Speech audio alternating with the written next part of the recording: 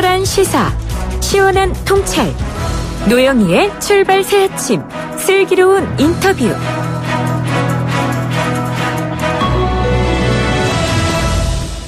네, 임시국회 첫날이었던 어제 일단 본회의가 열리지 않았죠. 패스트트랙 법안 처리도 사실은 이루어지지 않았기 때문에 강대강의 대치 국면은 일단은 막았습니다.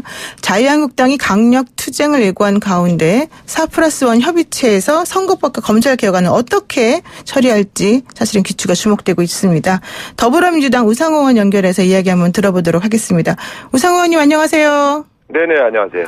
네, 요즘 의원님도 많이 바쁘시고 힘드실 것 같긴 한데요. 일단은 민주당 의원님이시니까 여쭤볼게요. 차기 총리로 지금 정세균 의원이 급부상하고 있습니다. 어제 청와대 검증 동의서를 제출했다 이런 얘기 나오던데요.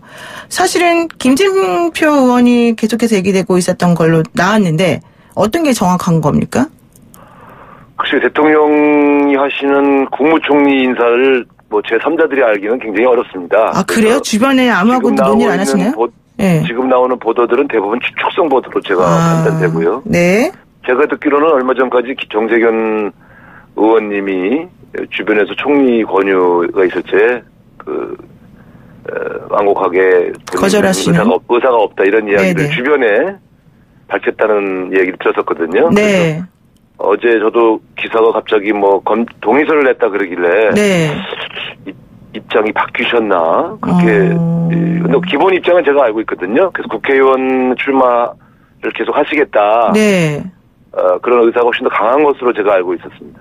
그러면은 지금 말씀을 들어보게 되면 결국에는 정세균 의원도 하기 싫어하신 게 아니었을까 처음에. 그리고 김진표 의원도 어제 나 총리직 안 하겠다 이런 의사를 또 전달했다 얘기 나오는데 총리를 하기 싫어하시는 겁니까 다들? 저는 그 보도들이 다 정확한 보도가 아니라고 보는 것이죠. 그래서 제일 정확한 건 지금 청와대에서 국무총리 후임 인사에 관해서 네. 정확한 방침을 아직 정하지 않았다 이렇게 보는 게 제일 정확하다고 보여집니다. 총리직에 대해서 어떤 생각을 가지는지는 잘 모르지만 일단은 정확한 의사를 가지고 있지는 않다. 이런 얘기시군요. 그러니까 지금 어느 사람으로 간다 이렇게 후임을 거의 낙점 단계에 있다 이렇게 보기는 어렵다. 네. 보도가 좀 신중했으면 좋겠다 이런 생각이 갑자기 드네요. 네, 그렇습니다. 그리고요. 어제 또 나온 보도 중에 이것도 이건 정확히 맞는 보도 같아요. 더불어민주당에서 오선의 원혜영 의원하고 3선의 백지연 의원이 내년 총선 불출마를 선언하셨거든요. 이게 중진 웅태론 때문에 이런 얘기 나오는 겁니까? 그것은 아니고 이 두 분은 이 문제를 상당히 오랜 기간 고민하셨어요. 네. 그래서 저도 이제 원혜영 의원님하고는 꽤 오래 이 문제를 같이 상의했었던 사람인데요. 네.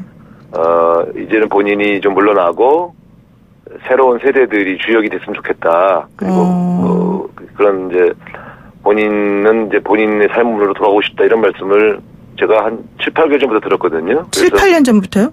7, 8개월 전부터. 7, 8개월 전부터. 예. 그러니까 이제 공식적으로 무슨 용태론 나오기 전에 일찍 이 문제에 대해서 고민해 오신 것으로 알고 있고요. 예.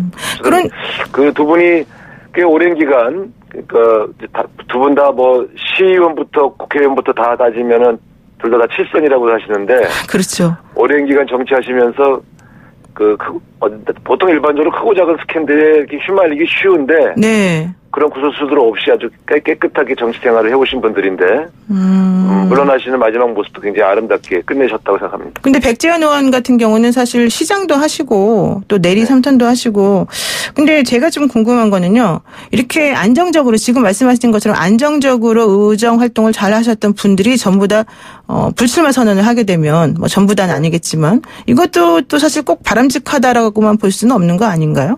그렇죠. 사실은 만약에 중요한 역할을 하셔야 될 분들이 다 그만두면 정말 집권당 공백이 생기지 않겠습니까? 네. 그런 측면에서는 바람직한 것은 아니죠. 그러나 이 두 분은 이 문제를 굉장히 오래 고민해왔고 지도부하고도 상의해왔고 잘 준비해 오신 분들이기 때문에 네. 이분들의 용태의 뜻은 뜻대로 받아들여야 될 것 같습니다. 아, 그렇군요.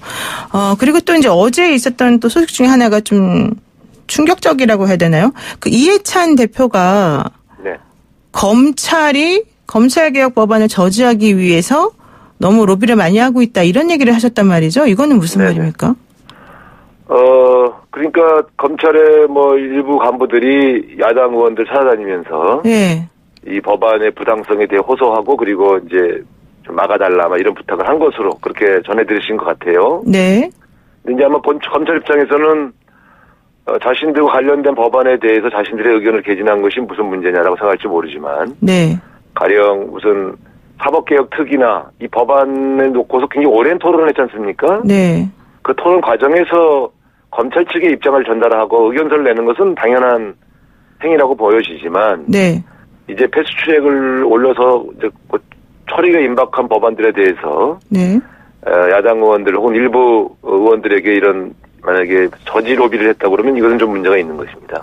근데 사실 법무부에서도 검찰 개혁안에 대해서 반대 입장을 표명하기도 해서 뭐 야당이든 여당이든 그 법조 출신, 검찰 출신 의원들에게 특히 이런 식의 부탁을 좀 많이 했다 이런 얘기 나오는데요. 그렇다면 경찰들은 가만히 있습니까? 경찰도 경찰 출신 의원이나 관계자분들에게 뭐 로비하고 이런 건 없습니까? 제가 말씀드린 대로 이 사법개혁 특위라든가 법사 이 토론 단계에서 검찰과 경찰이 각각 자신들의 의견을 개진하고 의견서를 낸다든가, 그렇죠. 또 의원들을 찾아와서 자세한 자신들의 의견을 설명할 기회를 달라고 한다든가 이런 것들은 충분히 진행이 됐습니다. 네. 근데 지금 이제 구체적인 표결을 앞두고 진행되는 로비는 어떤 경우에는 가령 검찰이나 경찰의 수사 대상이 되었던 분들에게는 상당한 압력성 로비가 되는 것이고요. 네. 또 이제 구체적인 표결을 앞두고 특정 정당과 결탁하는 모양을 보인다 그러면 이 자체가 갖고 있는 순수성이 왜곡되는 것이죠. 그런 측면들을 경고한 것이라고 보시면 됩니다. 그러니까 순수한 의견 개진을 막는 게 아니고, 네. 이제는 구체적으로 압력성 로비를 한다든가 혹은 결탁성 어떤 대화가 오간다든가, 네. 예를 들어 이렇게 도와주시면 우리가 앞으로 잘 해드리겠습니다, 이런 식의 얘기를 한다 그러면 이건 상당히 심각한 문제가 될 수 있죠. 그래서 어느 수준에서 이 얘기가 되는가를 정확히 알 수는 없지만, 네. 보통 표결 직전에 로비들은 하지 않습니다. 그건 이해관계가 있는 압력성 이익단체들은 몰라도, 네. 저도 국가기관 내에 있는 구성원들이 특정 정당에 집중적으로 네. 이번 로비를 하는 것 자체는 적당해 보이지 않죠. 사실 검찰이나 법무부 전부 다 공무원들이기 때문에 네, 더 큰 문제가 되는 게 아닌가 싶은데요. 조금 그 얘기를 다른 쪽으로 한번 해보겠습니다. 그 원래 어제 오후 2시에 본회의가 예정돼 있었는데 이걸 취소를 하면서 앞으로 이 4+1 협의체가 어떤 식의 위력을 발휘할 것인가 이 부분에 좀 방점들이 있는 것 같아요. 그런데 네. 사실은 그 심재철 그 한국당 원내대표가 원내대표로 선출된 지 얼마 되지 않은 상황에서 네. 그분이 잘 싸우겠다, 좀 협의를 해보겠다라고 말씀하셨는데 이게 너무 무색하게 이 예산안이 처리된 부분이 있다. 이렇게 되면 오히려 팩트나 뭐 이런 그 법안 처리가 더 안 좋아지는 거 아니냐 이런 의견들을 얘기하시거든요. 어떻게 보십니까? 그분은? 그렇지 않고요. 그렇지 않아요? 심재철 원내대표가 되셔서 처음으로 첫 번째 합의가 나왔지 않습니까? 네. 민생법안과 예산안은 통과를 시켜주고, 우리 정기국회 기간 중에 패스트트랙은 상정하지 않는다. 네. 저는 그 합의가 자유한국당에서 받아들여졌어야 한다고 봅니다. 결국 그 합의가 받아들이지 않다 보니, 네. 정기국회 마지막 날 파행을 겪은 것이죠. 지금 이인영 원내대표의 기본 생각은 모든 사안을 일단 선 자유한국당과 협의한다. 네. 이 원칙을 지키고 있거든요. 네. 그래서 예산안과 그 예산안 부수 법안들은 사실 그렇게 자유한국당이 극렬하게 반대해야 할 사안들은 아니었습니다. 이미 네. 예결위원장이 김지현 의원인데 그분이 충분히 사실 심의를 이미 해놨거든요. 그래서 제가 볼 때는 이건 되게 명분에 집착해서 저지를 하기 위한 노력을 했는데, 그걸 다 알기 때문에 나머지 정당들이 그냥 그 소위 말하면 반대를 위한 반대를 하는 것을 알기 때문에 이제 4+1 체제를 가동해서 통과를 시켰습니다. 나머지 선거법과 공수처법은 어제 본회의를 취소해 가면서까지 네. 선 자유한국당과의 협상, 그리고 후 4+1 체제 가동 이런 전략을 펴고 있는 것이죠. 그래서 네. 지금은 자유한국당과의 협상하고 있는 기간이다 이렇게 보시면 되겠습니다. 그런데 4+1 협의체가 사실은 원내 교섭단체들이 논의하기로 돼 있는 거를 아예 편법으로 지금 막고 있는 것이기 때문에 문제다 이런 얘기도 나오던데요. 그거는 또 앞뒤가 안 맞는 얘기죠. 가령 자유한국당을 협상의 대상으로 인정하지 않고 제외시켜 놓고 네. 4+1 체제부터 가동했다. 그러면 그건 그렇게 지적하실 수가 있어요. 그러나 일관되게 지난 한 7, 8개월간 더불어민주당은 자유한국당에게 협상장으로 들어오라고 계속 호소하지 않았습니까? 그리고 협상 테이블을 가동하기 위한 문희상 의장의 노력도 계속됐었죠. 네. 그럴 때마다 선 패스 출액 철회를 요청하면서 사실은 협상에 응하지 않았지 않습니까? 그렇다면 무한정 자유한국당 주장을 듣고만 있을 수는 없으니 만일을 대비해서 4+1 체제를 가동한 것이죠. 네, 그렇군요. 어제처럼 가령 자유한국당과 협상이 돼서 예산안 처리를 했으면 제일 좋았을 텐데 이분들이 협상장을 떠나버리니까 네. 시한에 몰려서 할 수 없이 4+1 체제를 가동한 것을 가지고 네. 뭐 법에 없는 체제를 가동했다 이렇게 이야기하는 것은 과도한 공격이라고 보여집니다. 그럼 앞으로요, 이제 선거법하고 이제 공수처법 이 두 가지가 사실은 이제 쟁점으로, 물론 유치원 3법도 있습니다만 이게 될 것 같은데요. 이 4+1 체제가 그러면 공고한 겁니까? 또 각 당 내부적으로는 좀 서로 의견이 다르다고 하던데요. 지금 공수처법에 대해서는 4+1 체제에서 거의 합의에 이르는 것이고요. 네. 선거법은 각 당별로 약간씩 이견이 있습니다. 가령 250석의 지역과 50석의 비례대표 의석을 배분하는 비율까지는 거의 합의가 됐고요. 네. 다만 50석의 비례대표의 배분을 어떻게 할 거냐. 그러니까 연동형 비율을 어떻게 할 것이냐. 또 석패율 제도를 도입할 것이냐 말 것인가. 이런 문제에 대해서는 각 당의 이해관계가 조금씩 충돌하고 있죠. 네. 일단은 여기서 완벽하게 합의를 도출하는 것은 두 번째 순위를 밀어놓고 네. 자유한국당과 이 선거법만큼은 최대한 협상을 좀 해보려고 하는 그런 시간이라고 봐야 되겠습니다. 네. 제가 볼 땐 자유한국당도 패스 추적에 오르는 법안은 무조건 반대한다. 이런 명분에 집착하지 말고 네. 협상장에 들어와서 충분히 논의를 했으면 좋겠어요. 왜냐하면 선거법 같은 경우는 이 정도의 수정안 정도는 충분히 논의 가능한 수준이거든요. 네. 자유한국당하고. 네. 그렇기 때문에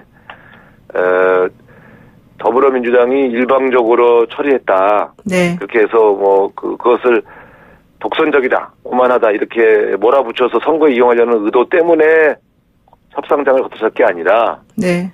지금 협상장에 들어와서 충분히 열린 자세로 얘기했으면 좋겠다. 네. 충분히 협상이 가능하다. 이렇게 네. 말씀드리겠습니다. 마지막으로 하나만 여쭙겠습니다. 지금 추미애 법무부 장관 후보자가 인사청문회를 이제 12월 30일까지 뭐 다 해야 되는 부분이 됐는데요. 네. 또 노무원 표절 의혹을 지금 얘기하면서 한국당이 공세를 높이고 있거든요. 어떻게 될까요? 글쎄, 아무래도 야당은 지난번 조국 장관 때 좀 재미를 본 게 있어가지고, 네. 추미애 장관 후보자에 대해서도 지독하게 이것저것 트집을 잡고 싶을 겁니다. 네. 그러나 추 대표님, 제가 오늘 대표 때도 뵀습니다만, 판사 생활과 국회의원 5선, 이렇게 계속 공직 생활을 해왔기 때문에, 네. 굉장히 자기 절제 시간들을 보내왔거든요. 뭐, 이것저것 작게 흠집나게 할 일은 생길지 몰라도, 낙마 이를 정도의 어떤 그런 결정적 결함은 없으실 것으로 그렇게 저희들은 다 보고 있습니다. 5선의 중진으로서 또 판사 출신으로서 만만히 볼 수 있는 상대가 아니다. 이런 말씀이네요. 자기 절제의 삶을 살아오신 분이다. 네. 오늘 말씀 고맙습니다. 여기까지 듣겠습니다. 고맙습니다. 네, 감사합니다. 네, 지금까지 더불어민주당의 우상호 의원이었습니다.